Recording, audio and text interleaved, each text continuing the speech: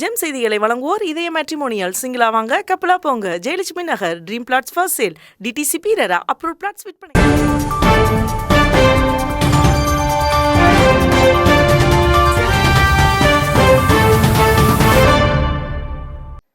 வணக்கம். இந்திய நேரப்படி காலை 8:30 மணி செய்திகள். முதலில் ஜெம் தலைப்புச் செய்திகளை காணலாம். நெருங்கி வரும் நாடாளுமன்ற தேர்தல். இன்று பிரச்சாரத்தை தொடங்குகிறார் அமைச்சர் உதயநிதி ஸ்டாலின். முதலமைச்சர் பதவியை ராஜினாமா செய்ய மாட்டேன், சிறையில் இருந்தே அரசை நடத்துவேன் என்ற அரவிந்த் கெஜ்ரிவால் தகவல். ஹோலி பண்டிகை நாகர்கோவில் சென்னை இடையே சிறப்பு ரயில்கள் இயக்கம். தெற்கு ரயில்வே அறிவிப்பு. தொழிற்கல்வி நிறுவனங்களை வாக்கு எண்ணிக்கை மையமாக தேர்வு செய்வதை தவிர்க்க வேண்டும் என உயர்நீதிமன்றம் அறிவுறுத்தல். பீகாரில் புதிதாக கட்டப்பட்டு வந்த பாலம் இடிந்து விழுந்து விபத்து, தொழிலாளி ஒருவர் உயிரிழப்பு. ரஷ்ய தலைநகர் மாஸ்கோவில் இசை நிகழ்ச்சியின் போது நடத்தப்பட்ட தாக்குதல், 40 பேர் உயிரிழப்பு, 100க்கும் மேற்பட்டோர் படுகாயம். ஐபிஎல் தொடரில் முதல் போட்டி, பெங்களூருவை வீழ்த்தி சென்னை அபார வெற்றி. இனி விரிவான செய்திகளை காணலாம். மத்திய சென்னை தொகுதியில் அமைச்சர் உதயநிதி ஸ்டாலின் இன்று பிரச்சாரத்தை தொடங்குகிறார். நாடாளுமன்ற தேர்தலில் போட்டியிடும் திமுக மற்றும் கூட்டணி கட்சி வேட்பாளர்களை ஆதரித்து முதலமைச்சர் மு.க.ஸ்டாலின் தனது தேர்தல் பிரச்சாரத்தை திருச்சியில் நேற்று தொடங்கினார். திருச்சியில் நேற்று பிரச்சாரத்தை தொடங்கிய முதலமைச்சர் மு.க.ஸ்டாலின் வரும் 17ஆம் தேதி மத்திய சென்னை தொகுதியில் பிரச்சாரத்தை நிறைவு செய்ய உள்ளார். திமுக கூட்டணி வேட்பாளர்களை ஆதரித்து பிரச்சாரத்தில் ஈடுபட அமைச்சர்கள், திமுக முன்னணி நிர்வாகிகள், நட்சத்திர பேச்சாளர்களும் களமிறக்கப்பட்டுள்ளனர். இந்த நிலையில் அமைச்சர் உதயநிதி ஸ்டாலின் மத்திய சென்னை திமுக வேட்பாளர் தயாநிதி மாறனை ஆதரித்து இன்று காலை தேர்தல் பிரச்சாரத்தை தொடங்குகிறார். டெல்லி முதலமைச்சர் பதவியை ராஜினாமா செய்ய மாட்டேன் என்று அரவிந்த் கெஜ்ரிவால் தெரிவித்துள்ளார். டெல்லி அரசின் மதுபான கொள்கையில் முறைகேடு நடைபெற்றதாக அம்மாநில முதலமைச்சர் அரவிந்த் கெஜ்ரிவால் மீது அமலாக்கத்துறை பண மோசடி உள்ளிட்ட பல்வேறு பிரிவுகளில் வழக்கு பதிவு செய்துள்ளது. இந்த வழக்கில் விசாரணைக்கு ஆஜராகும்படி 8 முறை சம்மன் அனுப்பியும் கெஜ்ரிவால் ஆஜராகவில்லை. இந்த சம்மனை எதிர்த்து டெல்லி உயர்நீதிமன்றத்தில் கெஜ்ரிவால் வழக்கு தொடர்ந்தார்.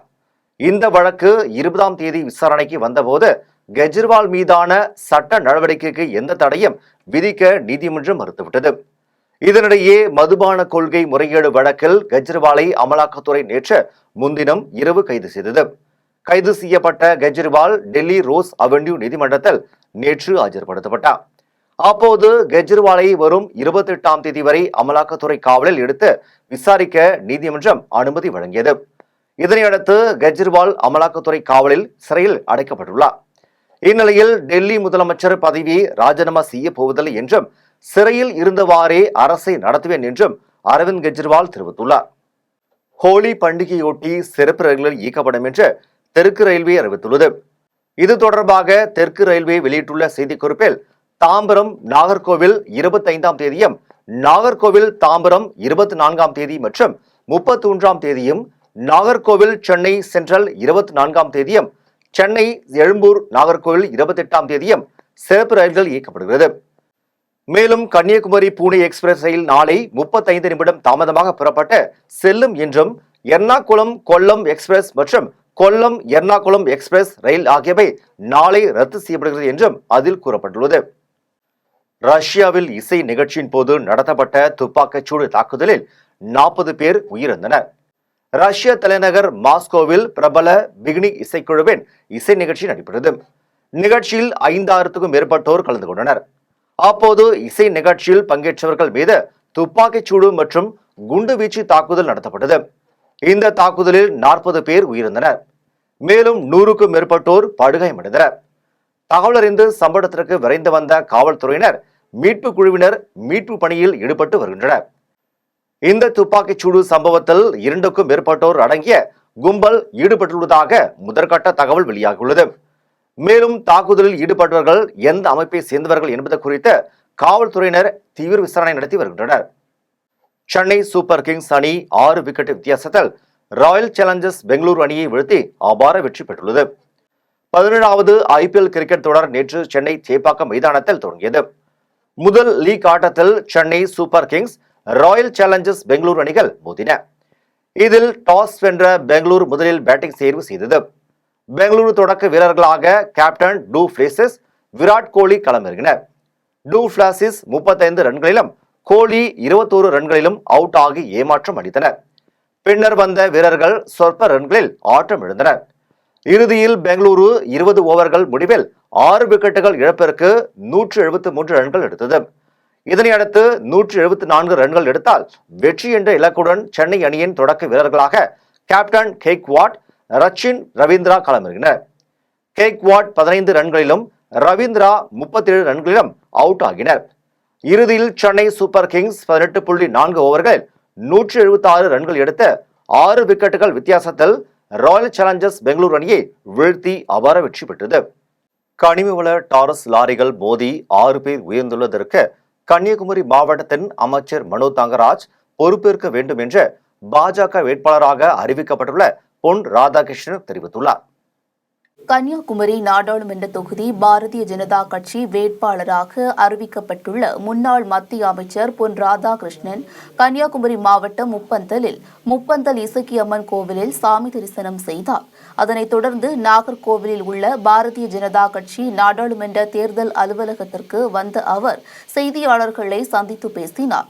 அப்போது கன்னியாகுமரி மாவட்டத்தில் நான் அமைச்சராக இருந்தபோது 48,000 கோடி ரூபாய் அளவிற்கான திட்டங்களை கொண்டு வந்து செயல்படுத்தி உள்ளேன் என்றும் மீண்டும் இந்த மாவட்டம் வளர்ச்சி பெற தேவையான நடவடிக்கைகளை மேற்கொள்வேன் என்றும் கன்னியாகுமரி மாவட்டம் வழியாக அண்டை மாநிலங்களுக்கு கனிம வளங்கள் கடத்தி செல்லப்படுகிறது எனவும் ஆனால் இங்குள்ள மக்களுக்கு கட்டுமான பணிக்காக கனிம வளங்கள் கிடைப்பதில்லை எனவும் கனிம வள டாரஸ் லாரிகள் மோதி 6 பேர் உயிரிழந்துள்ளனர்.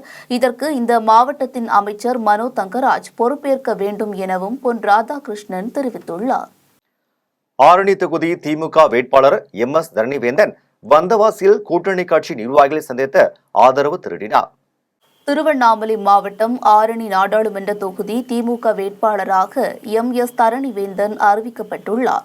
இதனைத் தொடர்ந்து வந்தவாசி வந்த அவர் விடுதலை சிறுத்தைகள் கட்சியின் திருவண்ணாமலை மாவட்ட செயலாளர் அசுரவடிவேல் தலைமையில் VCK நிர்வாகிகளை சந்தித்து ஆதரவு திரட்டினார். இதனைத் தொடர்ந்து வந்தவாசி பெரிய பள்ளிவாசல் சென்ற MS தரணிவேந்தன் நகர்மன்ற தலைவர் ஜலால் முன்னிலையில் இஸ்லாமிய பிரமுகர்களை சந்தித்து ஆதரவு திரட்டினார். நிகழ்ச்சியில் நகர திமுக செயலாளர் தயாளன், நகர VCK செயலாளர் இனியவன், நகர்மன்ற துணைத் தலைவர் அன்னை சீனிவாசன், அன்சாரி, MC சந்திரன், CB பாபு, நகர்மன்ற உறுப்பினர்கள் நாகூர் மீரான், யுவராஜ் உட்பட பலர் கலந்து கொண்டனர். எதிர்க்கட்சிகளை கைது செய்வது என்பது ஜனநாயகத்திற்கு பாதிப்பு என்றும் நரேந்திர மோடி போன்றவர்களுக்கு இது அழகல்ல என்றும் சேத்துவாண்டியில் தமிழக நீர்வளத்துறை அமைச்சர் துரைமுருகன் தெரிவித்துள்ளார். வேலூர் மாவட்டம் கேவிக்குப்பம் சட்டமன்ற தொகுதிக்குட்பட்ட சேத்துவாண்டையில் திராவிட முன்னேற்றக் கழக வேட்பாளர் கதிர் ஆனந்த் அறிமுக கூட்டம் சட்டமன்ற உறுப்பினர் நந்தகுமார் தலைமையில் நடைபெற்றது. கூட்டத்தில் திமுக பொதுச் செயலாளரும் தமிழக நீர்வளத்துறை அமைச்சருமான துரைமுருகன் கலந்து கொண்டு வேட்பாளர் கதிர் ஆனந்தை அறிமுகம் செய்து வைத்து உரையாற்றினார். நிகழ்ச்சியை தொடர்ந்து அமைச்சர் துரைமுருகன் செய்தியாளர்களை சந்தித்து பேசினார். அப்போது எதிர்க்கட்சியினரை கைது செய்வது என்பது அவர்களுக்கு பாதிப்பு என்பதை விட நாட்டிற்கும் ஜனநாயகத்திற்கும் பாதிப்பு என்றும் இது நரேந்திர மோடிக்கு அழகல்ல என்றும் தெரிவித்தார். இந்தியாவை காப்பாற்ற வேண்டும் என்றாலும் அதைவிட நம்மை நாமே காப்பாற்றிக் கொள்ள வேண்டும் என்றாலும் மோடி ஆட்சி அகற்றப்பட வேண்டும் என்ற செவிலிமேட்டில் நடைபெற்ற திமுக வேட்பாளர் அறிமுக கூட்டத்தில் உத்தரமேரூர் சட்டமன்ற உறுப்பினர் க. சுந்தர் தெரிவித்துள்ளார். காஞ்சிபுரம் மாநகராட்சிக்குட்பட்ட செவிலிமேடு பகுதியில் உள்ள தனியார் திருமண மண்டபத்தில் காஞ்சிபுரம் நாடாளுமன்ற தொகுதியில் இந்தியா கூட்டணி சார்பில் போட்டியிடும் திமுக வேட்பாளர் சிறுவேடல் க. செல்வம் அறிமுக கூட்டம் மற்றும் காஞ்சிபுரம் சட்டமன்ற தொகுதி செயல் வீரர்கள் கூட்டம் நடைபெற்றது. கூட்டத்தில் திமுக காஞ்சி தெற்கு மாவட்ட செயலாளரும் உத்திரமேரூர் சட்டமன்ற உறுப்பினருமான க. சுந்தர் வேட்பாளரை அறிமுகப்படுத்தி பேசினார். அப்போது இந்தியாவை காப்பாற்ற வேண்டும் என்றாலும் அதைவிட நம்மை நாமே காப்பாற்றிக் கொள்ள வேண்டும் என்றாலும் மோடி ஆட்சி அகற்றப்பட வேண்டும் என்றும் இந்தியாவை காப்பாற்றக்கூடிய இந்தியா கூட்டணிக்கு வலிமை சேர்க்கின்ற வல்லவராக நம்முடைய தமிழக முதலமைச்சர் மு.க.ஸ்டாலின் அவர்கள் செயல்பட்டு கொண்டிருக்கிறார் என்றும் தேர்தல் பிரச்சாரத்தில் ஈடுபடும் போது திமுக செய்த சாதனைகளை எடுத்து கூறி செய்யப்போகிற சாதனையையும் எடுத்து கூறி வாக்கு சேகரிக்க வேண்டும் என்றும் சட்டமன்ற உறுப்பினர் க. சுந்தர் தெரிவித்தார். கூட்டத்தில் திமுக ஒன்றிய செயலாளர்கள் PM குமார், படுநெல்லி பாபு மற்றும் திமுக நிர்வாகிகள், வர்த்தக அணி துணை செயலாளர் VS ராமகிருஷ்ணன், சீனிவாசன், சிகாமணி, சுகுமார், இளங்கோவன் உட்பட பலர் கலந்து கொண்டனர். மத்தியில் பாஜகவும் தமிழகத்தில் திமுகவும் ஆளுங்கட்சியாக இருந்தாலும் கோவைக்கான அனைத்து திட்டங்களையும் நிறைவேற்றியது அதிமுக தான் என்று கோவையில் முன்னாள் அமைச்சர் SP வேலுமணி தெரிவித்துள்ளார். நாடாளுமன்ற தேர்தலுக்கான அதிமுக வேட்பாளர் பட்டியல் முழுமையாக வெளியாகியுள்ள நிலையில் சென்னையிலிருந்து விமானம் மூலம் கோவை வந்த முன்னாள் அமைச்சர் SP வேலுமணிக்கு கோவை, பொள்ளாச்சி, நீலகிரி தொகுதிகளில் போட்டியிடும் அதிமுக வேட்பாளர்கள் சார்பில் 500க்கும் மேற்பட்டோர் ஒன்று திரண்டு சிறப்பான வரவேற்பு அளித்தனர். நிகழ்ச்சியை தொடர்ந்து முன்னாள் அமைச்சர் SP வேலுமணி செய்தியாளர்களை சந்தித்து பேசினார். அப்போது மத்தியில் பாஜகவும் தமிழகத்தில் திமுகவும் ஆளுங்கட்சியாக இருந்தாலும் கோவைக்கான அனைத்து திட்டங்களையும் நிறைவேற்றியது அதிமுக தான் எனவும், கொங்கு மண்டலம் மட்டுமல்லாது தமிழகத்தின் அனைத்து பகுதிகளிலும் அதிமுக மிகப்பெரிய வெற்றியை பெறும் என்றும் முன்னாள் அமைச்சர் SP வேலுமணி நம்பிக்கை தெரிவித்துள்ளார். சென்னை அண்ணா நகரில் வாடகைக்கு குடியிருந்த வீட்டின் உரிமையாளர் தாக்கியதில் கர்ப்பம் கலைந்த நிலையில் பாதிக்கப்பட்ட பெண் சென்னை பெருநகர் காவல் ஆணையர் அலுவலகத்தில் புகார் அளித்துள்ளார். திருநெல்வேலியிலிருந்து சென்னைக்கு வந்து திருமணம் செய்து கொண்ட காதல் ஜோடியான கவிதா வர்ஷினி, வேல் விக்னேஷ் ஆகியோர் சென்னை அண்ணா நகரில் வஉசி காலனியில் வசித்து வரும் சுரேஷ் திவ்யா தம்பதியின் வீட்டில் அட்வான்ஸ் தொகை கொடுத்து வாடகைக்கு மேல் தளத்தில் வசித்து வந்தனர். இந்நிலையில் கர்ப்பிணியான கவிதா வர்ஷினி மாடியிலிருந்து அடிக்கடி இறங்க முடியவில்லை என்பதால் கீழ்த்தளத்தில் வீட்டை மாற்றிக் கொடுக்க வேண்டும் எனவும், இல்லை என்றால் அட்வான்ஸ் தொகையை திருப்பிக் கொடுத்தால் வேறு பகுதியில் வாடகைக்கு சென்றுவிடும் என்றும் காதல் தம்பதியினர் தெரிவித்தனர். இதனை ஏற்க மறுத்த வீட்டின் உரிமையாளருக்கும் காதல் தம்பதியினருக்கும் ஏற்பட்ட தகராறில் கர்ப்பிணியான கவிதா வர்ஷினியை எட்டி உதைத்ததுடன் வீட்டின் உரிமையாளர் தகாத வார்த்தைகளால் திட்டியுள்ளார்.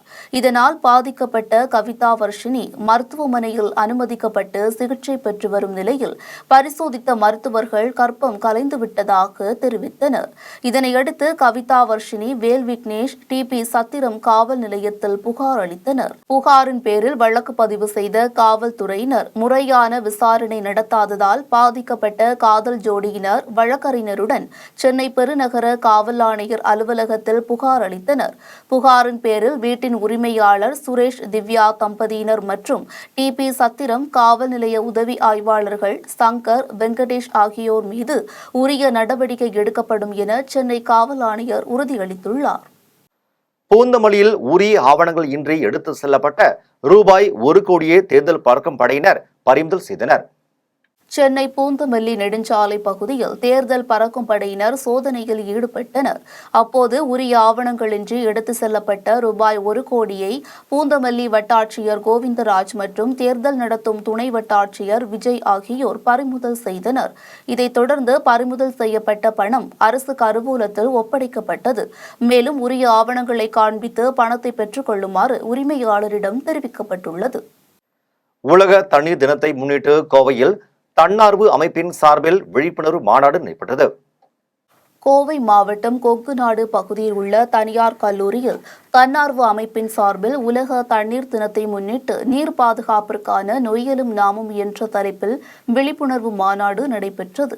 மாநாட்டின் முக்கிய நிகழ்வாக துளி துளியாய் சிறு துளியாய் என்ற 75 நாட்கள் பிரச்சாரம் தொடங்கப்பட்டது. மேலும் தண்ணீரை சிக்கனமாக சேமிப்பதற்கான 12 குறிப்புகள் மற்றும் வழிமுறைகள் அடங்கிய பதாகைகள் வெளியிடப்பட்டது. நிகழ்ச்சியில் சிறுதுளி நிர்வாக அறங்காவலர் வனிதா மோகன், சுப்பிரமணியம், சதீஷ், முத்துக்குமார் உட்பட பலர் கலந்து கொண்டனர். திருவண்ணாமலை தனியார் வேளாண் கல்லூரி மாணவிகள் விவசாயிகளுடன் இணைந்த விவசாயம் குறித்த ஆய்வு மேற்கொண்டனர். திருவண்ணாமலை மாவட்டம் தென்பள்ளிப்பட்டு பகுதியில் செயல்பட்டு வரும் தனியார் வேளாண் கல்லூரியில் இறுதி ஆண்டு படிக்கும் மாணவ மாணவிகள் விவசாயிகளுடன் இணைந்து விவசாயம் குறித்து ஆய்வு மேற்கொண்டனர். இந்நிலையில் 12 மாணவிகள் அடங்கிய குழுவினர் விவசாயிகளுடன் இணைந்து பல்வேறு வகை பயிர்கள் குறித்து ஆய்வு மேற்கொண்டனர். மேலும் சமூக மற்றும் வளங்களின் வரைபடம், பயிர்வள பகுப்பாய்வு, விவசாயிகளின் அன்றாட நடவடிக்கைகள், காலவரிசை, சிக்கல் பகுப்பாய்வு விளக்கப்படம் மற்றும் அரசு பள்ளி மாணவர்களுக்கு கிராமப்புற மதிப்பீட்டு நுட்பங்களை குறித்து எடுத்துரைத்தனர். இதில் வேளாண்மை உதவி இயக்குநர் தினேஷ், உழவர் உற்பத்தி அமைப்பு தலைவர் விநாயகமூர்த்தி, கால்நடை மருத்துவர் மாதரசன், கூட்டுறவு சங்க செயலாளர் சண்முகம் உட்பட பலர் கலந்து கொண்டனர். புதுச்சேரிக்கு வருகை தந்த பொறுப்பு துணைநிலை ஆளுநர் CP ராதாகிருஷ்ணனுக்கு காவல்துறை சார்பில் மரியாதை அளிக்கப்பட்டது. புதுச்சேரி துணைநிலை ஆளுநராக இருந்த தமிழிசை சவுந்தரராஜன் தனது பதவியை ராஜினாமா செய்த நிலையில் ஜார்க்கண்ட் மற்றும் தெலுங்கானா மாநில ஆளுநராக CP ராதாகிருஷ்ணனை மத்திய உள்துறை அமைச்சகம் நியமித்துள்ளது. இந்நிலையில் ஆளுநர் மாளிகையில் நடைபெறவுள்ள பதவியேற்பு விழாவில் பங்கேற்பதற்காக ஆளுநர் CP ராதாகிருஷ்ணன் வருகை புரிந்தார். அப்போது முதலமைச்சர் ரங்கசாமி, சபாநாயகர் செல்வம் உள்ளிட்ட அமைச்சர்கள் மற்றும் சட்டமன்ற உறுப்பினர்கள் விமான நிலையத்தில் உற்சாக வரவேற்பு அளித்தனர். இதனைத் தொடர்ந்து துணைநிலை ஆளுநர் மாளிகைக்கு வருகை தந்த CP ராதாகிருஷ்ணனுக்கு காவல்துறை சார்பில் மரியாதை அளிக்கப்பட்டது. விருதாச்சலம் அருகே கண்டப்பன்குறிச்சியில் உரிய ஆவணமின்றி கொண்டு வரப்பட்ட 79,665 ரூபாய் தேர்தல் பறக்கும் படையினர் பறிமுதல் செய்தனர். கடலூர் மாவட்டம் விருத்தாச்சலம் அருகே கண்டப்பன்குறிச்சி தேசிய நெடுஞ்சாலையில் பறக்கும் படையினர் வாகன சோதனையில் ஈடுபட்டிருந்தனர். அப்போது அவ்வழியாக இருசக்கர வாகனத்தில் வந்த வேப்பூரை சேர்ந்த ராஜ்மோகன் என்பவர் உரிய ஆவணமின்றி கொண்டு வந்த 79,665 ரூபாயை பறிமுதல் செய்தனர். அதன் பின்னர் பறிமுதல் செய்த ரூபாயை துணை வட்டாட்சியர் கோவிந்தனிடம் பறக்கும் படையினர் ஒப்படைத்த நிலையில் உரிய ஆவணங்களை ஒப்படைத்துவிட்டு பணத்தை பெற்று செல்ல வேண்டும் என பணத்தின் உரிமையாளரிடம் அதிகாரிகள் தெரிவித்தனர். விழுப்புரம் மாவட்ட ஆட்சியர் அலுவலகத்தில் தேர்தல் நடத்தும் அலுவலர் பழனியிடம் சுயேட்சை வேட்பாளர் அரசன் என்பவர் வேட்புமனு தாக்கல் செய்தார். விழுப்புரம் மாவட்ட ஆட்சியர் அலுவலகத்தில் நாடாளுமன்ற தேர்தலுக்கான வேட்பு மனுக்கள் பெறப்பட்டு வருகிறது. இதில் முதல் நபராக உளுந்தூர்பேட்டையை அடுத்த பாண்டூர் காலனியை சேர்ந்த அரசன் என்பவர் 14வது முறையாக சுயேட்சையாக போட்டியிட உள்ளார். இதையடுத்து மாவட்ட தேர்தல் நடத்தும் அலுவலர் பழனியிடம் 12,500 ரூபாயை கட்டணமாக செலுத்தி வேட்புமனு தாக்கல் செய்தார். வரும் நாடாளுமன்ற தேர்தலில் 100% வாக்களிக்க வேண்டும் என வலியுறுத்தி கடலூரில் மாற்றுத்திறனாளிகள் பேரணியில் ஈடுபட்டனர். நாடாளுமன்ற தேர்தலில் பொதுமக்கள் 100% வாக்களிக்க வேண்டும் என வலியுறுத்தி கடலூரில் மாற்றுத்திறனாளிகள் நலத்துறை சார்பில் விழிப்புணர்வு பேரணி நடைபெற்றது. கடலூர் நகர அரங்கில் தொடங்கிய பேரணியை மாவட்ட ஆட்சியரும் தேர்தல் அதிகாரியுமான அருண் தம்புராஜ் கொடியசைத்து துவக்கி வைத்தார். பேரணியில் இருசக்கர வாகனத்தில் மாற்றுத்திறனாளிகள் பங்கேற்று தேர்தலில் 100% வாக்களிக்க வேண்டும் என்பன உள்ளிட்ட பல்வேறு வாசகங்கள் அடங்கிய பதாகைகளை கையில் ஏந்தியபடி பொதுமக்களிடையே விழிப்புணர்வு ஏற்படுத்தினர். பேரணி நடைபெறுவதற்கு முன்னதாக 100% வாக்களிக்க வேண்டும் என மாற்றுத்திறனாளிகள் உறுதிமொழி ஏற்றனர். மடிப்பாக்கம் அடுத்த உள்ளகரத்தில் மாநகராட்சி தொடக்கப்பள்ளியில் ஆண்டு விழா கொண்டாடப்பட்டது. சென்னை மடிப்பாக்கம் அடுத்த உள்ளகரத்தில் செயல்படும் சென்னை மாநகராட்சி தொடக்கப் பள்ளியில் ஆண்டு விழா கொண்டாடப்பட்டது. விழாவில் பள்ளி மாணவ மாணவிகள் நடன நிகழ்ச்சி மற்றும் பல்வேறு போட்டிகள் நடத்தப்பட்டது. இதில் வெற்றி பெற்ற மாணவ மாணவிகளுக்கு வட்ட செயலாளர் திவாகர் மற்றும் வட்ட மாமன்ற உறுப்பினர் ஷர்மிளா தேவி ஆகியோர் பரிசுகளை வழங்கி பாராட்டினர். இதில் பள்ளி மாணவ மாணவிகள், ஆசிரியர்கள், பெற்றோர்கள் உட்பட பொதுமக்கள் பலர் கலந்து கொண்டனர். தென்காசியில் பங்குனி உத்தர திருவிழாவுக்காக மாவட்ட ஆட்சியர் கமல்கிஷோர் உள்ளூர் விடுமுறை அறிவித்துள்ளார். தென்காசி மாவட்டத்தில் வரும் 25ஆம் தேதி பங்குனி உத்திர திருவிழா நடைபெற உள்ளதால் தென்காசி மாவட்ட ஆட்சியர் கமல்கிஷோர் உள்ளூர் விடுமுறை அறிவித்துள்ளார். மேலும் மக்களவைத் தேர்தலில் ஈடுபட்டுள்ள பணியாளர்களுக்கு இந்த விடுமுறை பொருந்தாது எனவும் உள்ளூர் விடுமுறை நாட்களிலும் வேட்புமனு தாக்கல் வழக்கம்போல் நடைபெறும் எனவும் மாவட்ட ஆட்சியர் கமல்கிஷோர் அறிவித்தார். வரும் நாடாளுமன்ற தேர்தலில் 100% வாக்களிக்க வேண்டும் என வலியுறுத்தி தேனியில் விழிப்புணர்வு பேரணி நடைபெற்றது. தேனி மாவட்டத்தில் வரும் நாடாளுமன்ற தேர்தலில் வாக்காளர்கள் 100% வாக்குகளை பதிவு செய்ய வேண்டும் என வலியுறுத்தி திருநங்கைகள் விழிப்புணர்வு பேரணியில் ஈடுபட்டனர். அப்போது தேர்தலில் 100% வாக்களிப்பது என உறுதிமொழி ஏற்றனர். பேரணியை மாவட்ட ஆட்சியர் ஷஜீவனா கொடியசைத்து துவக்கி வைத்தார். பேரணியில் மகளிர் சுய உதவிக் குழுவினர், தன்னார்வலர்கள் என 100க்கும் மேற்பட்ட திருநங்கைகள் கலந்து கொண்டு பொதுமக்களிடையே 100% வாக்களிக்க வேண்டும் என விழிப்புணர்வு ஏற்படுத்தினர். ஆற்காட்டில் உள்ள மின்னணு வாக்குப்பதிவு இயந்திரங்களை சட்டமன்ற தொகுதிகளுக்கு அனுப்பி வைக்கும் பணி நடைபெற்றது. ராணிப்பேட்டை மாவட்டம் அரக்கோணம் தொகுதிக்குட்பட்ட 4 சட்டமன்ற தொகுதிகளுக்கான மின்னணு வாக்குப்பதிவு இயந்திரங்கள் ஆற்காடு பகுதியில் உள்ள ஒழுங்குமுறை விற்பனை கூடத்தில் வைக்கப்பட்டிருந்தது. அதனை அனைத்து அரசியல் கட்சி பிரமுகர்கள் முன்னிலையிலும் மாவட்ட தேர்தல் நடத்தும் அலுவலரும் மாவட்ட ஆட்சியருமான வளர்மதி 4 சட்டமன்ற தொகுதிகளுக்கு மின்னணு வாக்குப்பதிவு இயந்திரங்கள் பிரித்து அனுப்பும் பணியை துவக்கி வைத்தார். வந்தவாசி அருகே வாழ்ந்து காட்டுவோம் திட்டத்தின் மூலம் நாடாளுமன்ற தேர்தல் குறித்த விழிப்புணர்வு கோலப்போட்டி நடைபெற்றது. திருவண்ணாமலை மாவட்டம் வந்தவாசி அடுத்த அகரகொரக்கோட்டை மையத்தில் ஊரக வளர்ச்சி மற்றும் உள்ளாட்சித்துறையின் சார்பில் வாழ்ந்து காட்டுவோம் திட்டத்தின் மூலம் தேர்தல் விழிப்புணர்வு கோலப்போட்டி நடைபெற்றது. நாடாளுமன்ற தேர்தலில் வாக்காளர்கள் 100% வாக்களிப்பதன் அவசியத்தை வலியுறுத்தும் வகையில் நடைபெற்ற விழிப்புணர்வு கோலப்போட்டிக்கு மாவட்ட செயல் அலுவலர் தமிழ்மாறன் தலைமை தாங்கினார். அதன் பின்னர் போட்டியில் வெற்றி பெற்றவர்களுக்கு பரிசுகள் வழங்கப்பட்டது. இதில் தொழில்சார் சமூக வல்லுநர்கள் ஜெகநாதன், பார்த்தசாரதி, மதிசிறகுகள் தொழில் மைய மேம்பாட்டு அலுவலர் நாசிம் உள்ளிட்டோர் கலந்து கொண்டனர். வேலூர் நாடாளுமன்ற தொகுதியில் போட்டியிட சுயேட்சை வேட்பாளர்கள் 2 பேர் வேட்புமனு தாக்கல் செய்தனர். வேலூர் மாவட்டம் சத்துவாச்சாரியில் உள்ள மாவட்ட ஆட்சியர் அலுவலகத்தில் மாவட்ட தேர்தல் அலுவலரும் மாவட்ட ஆட்சியருமான சுப்புலட்சுமியிடம் சுயேட்சை வேட்பாளர்களான ஆம்பூரை சேர்ந்த ஜெயராஜ் மற்றும் பேர்னாம்பட்டை சேர்ந்த அகமது ரஷீத் பல்லு மிஸ்ரா ஆகிய இருவரும் வேட்புமனு தாக்கல் செய்தனர். முன்னதாக நடிகர் மன்சூர் அலிகான் மற்றும் முனியப்பன் ஆகியோர் வேட்புமனு தாக்கல் செய்த நிலையில் இவர்களுடன் சேர்த்து 4 பேர் வேட்புமனு தாக்கல் செய்தனர். கடலூரில் உரிய ஆவணங்கள் இன்றி கொண்டு வரப்பட்ட 9 லட்சம் ரூபாயை தேர்தல் பறக்கும் படையினர் பறிமுதல் செய்தனர். கடலூர் புதுச்சேரி எல்லைப் பகுதியில் வட்டார வளர்ச்சி அலுவலர் பார்த்திபன் தலைமையிலான தேர்தல் பறக்கும் படைக்குழுவினர் வாகன தணிக்கையில் ஈடுபட்டனர். அப்போது அவ்வழியாக காரில் வந்த நெட்டப்பாக்கம் பகுதியைச் சேர்ந்த ஞானவேல் என்பவரிடம் உரிய ஆவணங்களின்றி 9 லட்சம் ரூபாய் இருந்தது கண்டுபிடிக்கப்பட்டது. பின்னர் அவரிடம் நடத்திய விசாரணையில் தனது நிறுவனத்தில் பணிபுரியும் வேலையாட்களுக்கு சம்பளம் அளிக்க பணத்தை எடுத்து செல்வதாக தெரிவித்தார். இருப்பினும் அதற்கான உரிய ஆவணங்கள் இல்லாததால் 9 லட்சம் ரூபாயை பறிமுதல் செய்த அதிகாரிகள் அதனை கடலூர் வட்டாட்சியர் அலுவலக கோட்டாட்சியர் அபிநயா மற்றும் வட்டாட்சியர் பலராமனிடம் ஒப்படைத்தனர். அரக்கோணம் அருகே காப்பு காட்டில் பற்றிய தீயை தீயணைப்பு வீரர்கள் 3 மணி நேரம் போராடி அணைத்தனர். ராணிப்பேட்டை மாவட்டம் அரக்கோணம் புதிய பேருந்து நிலையம் அருகே உள்ள காப்பு காட்டில் மான், முள்ளம்பன்றி, குள்ளநரி உட்பட பல்வேறு சிறு விலங்குகள் மற்றும் மருத்துவ குணம் கொண்ட பல மூலிகை செடிகள் இருப்பதால் வனத்துறையால் பாதுகாக்கப்பட்டு வருகிறது. மேலும் காப்பு காட்டின் அருகில் ரயில் நிலையம், ரயில்வே பொறியியல் பணிமனை, பள்ளிகள் மற்றும் குடியிருப்புகள் உள்ளது. இந்நிலையில் காப்பு காட்டில் திடீரென ஏற்பட்ட தீயால் அப்பகுதியில் பரபரப்பு ஏற்பட்டது. இதையடுத்து தீயணைப்பு நிலையத்திற்கு தகவல் தெரிவிக்கப்பட்ட நிலையில் நிலைய அலுவலர் பிரசன்னா தலைமையில் தெய்வமணி, இளங்கோ, சந்திரன், தமிழன், முகேஷ் ஆகியோர் சம்பவ இடத்திற்கு விரைந்து சென்று தீயை அணைக்க முயற்சித்தனர். ஆனால் காற்றின் வேகம் அதிகமாக இருந்ததால் தீ மலமளவென பரவியது. இதனால் சுமார் 3 மணி நேரம் போராடி பின் தீயணைப்பு வீரர்கள் தீயை அணைத்தனர். திருத்தணி அருகே ஆந்திர எல்லைப் பகுதி சோதனை சாவடியில் வாகன சோதனை தீவிரப்படுத்த வேண்டுமென காவல்துறையினருக்கு வடக்கு மண்டல ஐஜி நரேந்திர நாயர் உத்தரவிட்டார்.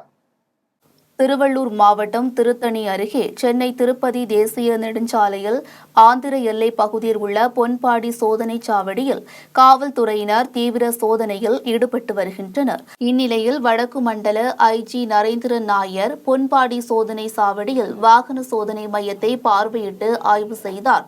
அப்போது ஆந்திர எல்லை பகுதி வழியாக தமிழகத்தில் நுழையும் வாகனங்கள் முழுமையாக சோதனைக்கு உட்படுத்தப்பட்ட பின்னரே அனுமதிக்க வேண்டும் என்றும் தேர்தலில் வாக்காளர்களுக்கு பரிசுப் பொருட்கள் பணம் பட்டுவாடா செய்வதை தடுக்க அதிகாரிகள் சோதனையில் தீவிரமாக ஈடுபட வேண்டும் என்று உத்தரவிட்டார்.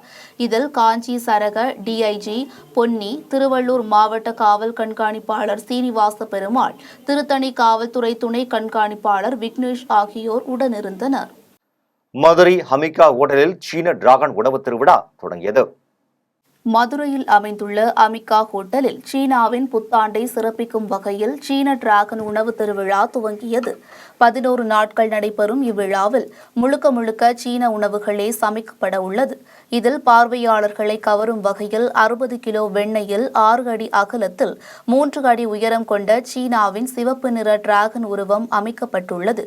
மேலும் 1000 ஆண்டுகள் பழமை வாய்ந்த நீராவி மட்டன் பன், மருத்துவ குணமிக்க வெற்றிலை சிக்கன் போன்ற பல வகையான உணவுகள் சிறந்த சமையற் கலைஞர்கள் கொண்டு தயாரிக்கப்பட்டுள்ளது. மேலும் மதுரையில் முதன்முறையாக சீன உணவு வகைகளை கொண்டு நடைபெற்ற டிராகன் உணவு திருவிழா வாடிக்கையாளர்களிடையே பெரும் வரவேற்பை பெற்றுள்ளது. தமிழகத்தின் பல்வேறு பகுதிகளில் திருக்கோவில்களில் நடைபெற்ற ஆன்மீக நிகழ்வுகளை தற்போது காணலாம். திருவள்ளூர் மாவட்டம் திருத்தணியில் அமைந்துள்ள திரௌபதி அம்மன் திருக்கோயிலில் தீமிதி திருவிழா கொடியேற்றத்துடன் தொடங்கியது. விழாவில் பக்தர்கள் தங்கள் உடலில் அலகு குத்தி தங்களது நேர்த்திக்கடனை செலுத்தினர். இதனைத் தொடர்ந்து கிராமம் முழுவதும் தோரணங்கள் மற்றும் மின் விளக்குகளால் அலங்கரிக்கப்பட்டு அம்மன் வீதி உலா நடைபெற்றது. இதில் ஏராளமான பக்தர்கள் கலந்து கொண்டு திரௌபதி அம்மனை வழிபட்டனர். கடலூர் மாவட்டம் நெய்வேலியில் அமைந்துள்ள வில்லுடையான்பட்டு முருகன் திருக்கோவிலில் பங்குனி உத்திரம் திருவிழா நடைபெறுவதை முன்னிட்டு பாதுகாப்பு ஏற்பாடுகள் குறித்த கலந்தாய்வு கூட்டம் நெய்வேலி சரக காவல்துறை கண்காணிப்பாளர் சபியுல்லா தலைமையில் நடைபெற்றது. கூட்டத்தில் நெய்வேலி சரக காவல்துறை துணை கண்காணிப்பாளர் பேசினார். அப்போது முன்னெச்சரிக்கை நடவடிக்கையாக காவல்துறை சார்பில் 50 கண்காணிப்பு கேமரா பொருத்தப்பட்டுள்ளது என்றும் குற்ற சம்பவம் நடைபெறாமல் இருக்க தீவிர கண்காணிப்பில் ஈடுபட முடிவு செய்யப்பட்டுள்ளது எனவும் தெரிவித்தார்.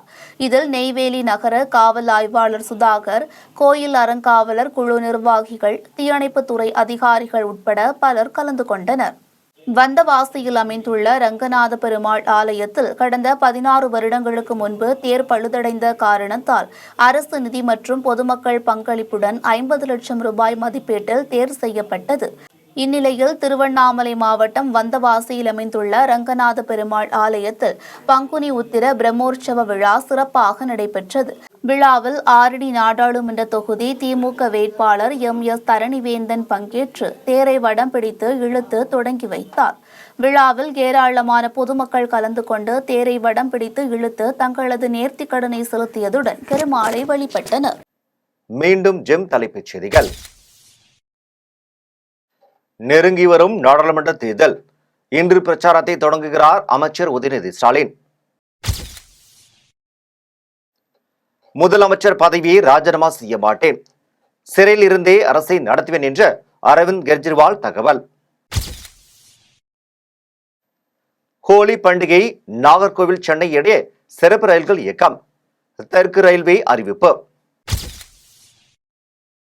தொழிற்கல்வி நிறுவனங்களை வாக்கு எண்ணிக்கை மையமாக தேர்வு செய்வதை தவிர்க்க வேண்டும் என உயர்நீதிமன்றம் அறிவுறுத்தல்.